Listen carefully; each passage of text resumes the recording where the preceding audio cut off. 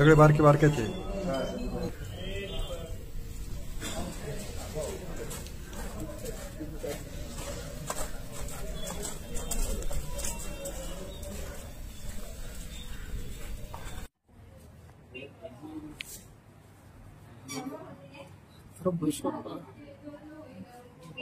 चाललो होतो एंट्री केल्यानंतर तिथे पावतीवाले होते. योगेश सरांनी सांगितलं का प्रेसवाले जाऊ दे. योगेश सरांची त्याची शिवगाळ झाली. योगेश सरांना त्यांनी मारलं. आम्ही सोडासोडी करायला लागलो. ते शिवगाळ केली. 4-5 जण आले, मारायला सुरुवात केली. दगडाने मारलं. छत्र होत्या हातात, लाकडी दांडा होता, तो डोक्यात मारून माझ्या.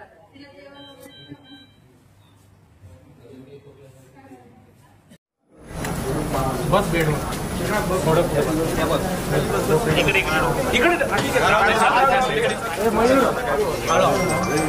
मयूर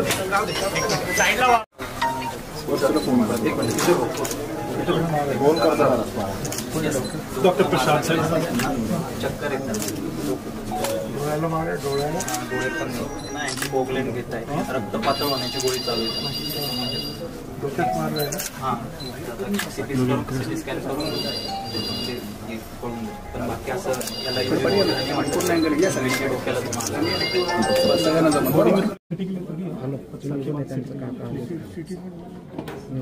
काका आले. नुकताच नाशिकच्या जवळ त्र्यंबकेश्वर या ठिकाणी 3 पत्रकारांवरती पार्किंगच्या वरून हल्ला झालेला आहे आणि त्याच्यामध्ये ते जखमी पण झालेले आहेत. त्यांच्यावरती उपचार चालू आहेत. अत्यंत गंभीर आणि निषेधार्ह घटना आहे.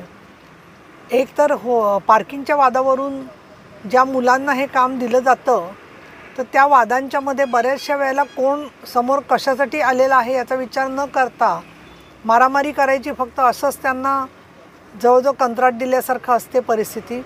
आणि अशा वेळेला असे जीवघेणे हल्ले होत असतील तर या पार्किंगच्या देण्याच्या कंत्राटांना काहीतरी नियमावली करण्याची गरज झालेली आहे. नाशिकचे पोलीस अधीक्षक बाळासाहेब पाटील यांच्याशी मी बोलले आहे. तसंच योगेश खरे यांच्याशी फोनवरून विचारपूस केलेली आहे. किरण ताजणे जे आहेत ते हॉस्पिटलमध्ये ICUमध्ये आहेत, परंतु त्यांच्या तब्येतीच्या संदर्भात देखील डॉक्टरांशी मी बोलते आहे. आणि अभिजित सोनावणेंना, किरण ताजणे यांना आणि योगेश खरे तिघांनाही विचारपूस करत असताना तुम्ही जास्त ताण न घेता या सगळ्याचा पाठपुरावा करण्याचं आमचंही कर्तव्य आहे. आम्ही त्याच्यात तुमच्यासोबत आहोत. याबाबत मी स्वतः लक्ष घातलेलं आहे. माननीय मुख्यमंत्री देवेंद्र फडणवीस, माननीय उपमुख्यमंत्री एकनाथजी शिंदे यांच्याकडे मी या संदर्भातली माहिती पाठवत आहे.